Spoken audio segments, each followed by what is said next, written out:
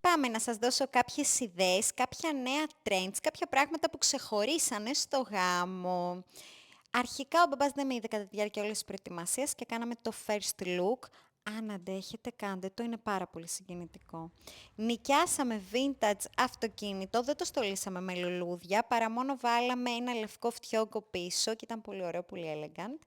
Οι αδερφές μου φορέσανε γυψοφίλι σαν πασμίνα και ήταν πολύ ωραίο. Στο πέπλο γράψαμε αρχικά και ημερομηνία και βάλαμε χρωματιστά πυροτεχνήματα όταν φτάσαμε. Ήταν πολύ εντυπωσιακό.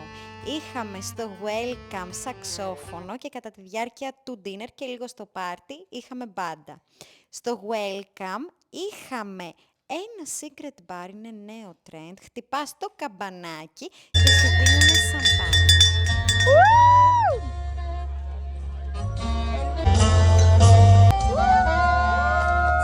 Αντί για βιβλίο ευχών, είχαμε αυτό το τέλειο vintage τηλέφωνο και ο κόσμος άφηνε τα μηνύματά του στο ζευγάρι. Ήταν πάρα πολύ ωραίο.